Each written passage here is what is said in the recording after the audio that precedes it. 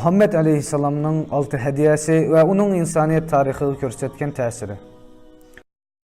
Biz hazır misal üçün Muhammed sallallahu aleyhi ve sellem'nin peygamberlikinin zor atayı ihsanlarıdın ve onun bütkül insaniyetke yol görsütüş, islah kılış, doğru yolu yetekleş, yükselduruş ve tarakki kıldırışta çoğun rolu bolgan, hem de hiç qaysı tarafta kadimki düşkün dünyaga qat'i okşamaydıgan, parlak yeni bir dünyanı barlıqqa keltirgen hediyesi içidin faqatla altını sözlep ötümüz.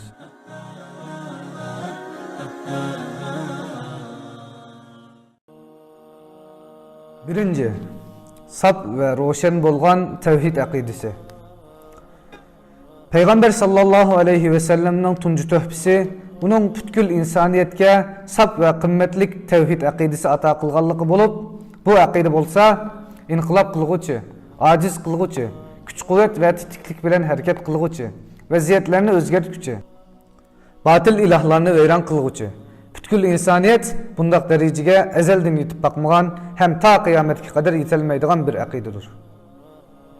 Şiir, felsefe, siyaset ve cemiyetleşişten ibaret kuruk davalarını ve ehmiyetsiz davranlarını kötürüp yürüydüğün, başka nurgun milletlerini ve yurtlarını nurgun kıtım kul kılgan, bir payan tağ taşlıklarını çeksiz bağ bostallıklarga aylandırgan, tağlarının içinin östenlerini akkuzgan.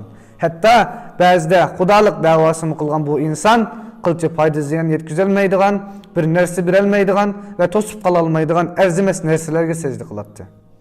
Allah Teala bunu tesvirlep mundaq deydi. Eğer çivin ularının bedeninden bir nersini, yani butku sürkep koyulgan huşburak bir nersini ilip kaçsa, onu çivinden tartıp alalmaydı. Butmu ve onunla okşaş çokunu kıçımı acizdir. Bu insaniyet özleri yasıgan nersilerinin aldığı ilgiletti. Ulardan korkattı ve onundan yaxşılık diletti. Bu insaniyet fakat tağ deryalarga, del dereklerge, hayvanatlarga, ruhlarga, şeytanlarga ve başka tabiat hadislerine secde kılıplı kalmay, belki haşaretler ve kurt konguzlarga mı secde kılattı. Bu insaniyet bütün hayatını teşvişler ve vesveseler bilen kuruk hıyallar ve natogru gumanlar otursu da, hem de periksiz ve şirin hıyallar otursu da ötküzüp etti. Bunun tabii neticesi korkunçaklık, acizlik, fikri çuvalçaklık, ruhi parakendicilik, özüge bolgan işençisini yoktuş ve turaksızlık boldu. Peygamber sallallahu aleyhi ve sellem sap, pakiz, kolay, yolluk bolgan iradelerge tolgan, hayatlık peyda kıldıgan akide bilen bu insaniyetini bay kıldı. Neticede bu insaniyet her kanda korkunç ve vahim yiyişten kutulup Allah'tan başka hiç kimden korkmaydıgan boldu. Allah Teala'nın birden bir payda ziyan yetküzgüçü, ata kılgıcı ve tosup kalgıcı yekki yegane zat ikenlikini hem de onun insaniyetinin ihtiyaçlarını kandaşka yalğız kipil ikenlikini hakikat onup yetti. Neticede onun nezirdeki dünya muşu yeni meripet ve yeni baykaş bilen bütünley özgerdi. Mahlukku baş igiş ve kul boluştun, mahluktan ve fikir tefekkürlerini parçalap, kalay mukallaştırıp ötediğin her kandak nersidin bir nersi ümit kılış ve korkuştan saklandıgan boldu. Bu insaniyet muşuncu köp mahluklar içinde özüdek birinin yokluğunu his kılışkan idi.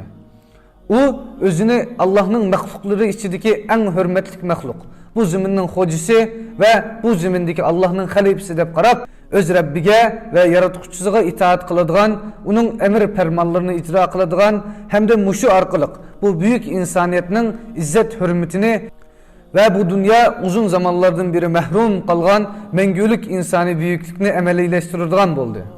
Şek şüphesiz ki Muhammed sallallahu aleyhi ve sellem ançı tonulup ketmegen, nam ataksız, köp cebri zulüm ve ziyanlarını tartkan, bütün dünyadaki her kandak bir akideden ägeşküsü köp bolgan tevhid akidesi bilen bütkül insaniyetke muşundak nadir töhbelerini koştu. Andın ki bu akidenin sadasını bütkül alem kayıt tekrarladı. Hem de bütkül alemini kaplagan felsefeler ve davetler az bolsun ya ki köp bolsun muşu akidenin tesirige uçurdu. Hemmige ma'lum ki şirik itikat ve köp ilahlık idisidi peyda bolgan hem bu xil itikat kan kınığı kadar sınıp ketken çoğun akidelerinin bazısı ahırda mahfi avaz bilen kulaklarga piçirlaş arkalık bolsu mu? Allah Teala'nın yeki yiganılıkını ve onun şirki yokluğunu itiraf kılışka mecbur boldu.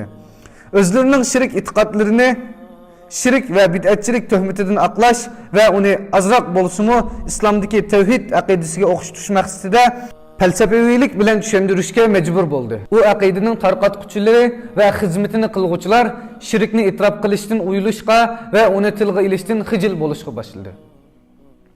Bu şirk tüzülmelerinin hemmisi yetersizlik hem harzabunluk his qilish müşkilchiligiga mubtala boldu. Neticede Muhammed sallallahu aleyhi ve sellem'nin bu töhbisi bütkül insaniyetni baxt saadetga eriştirgen en kıymetli töhbiga aylandı.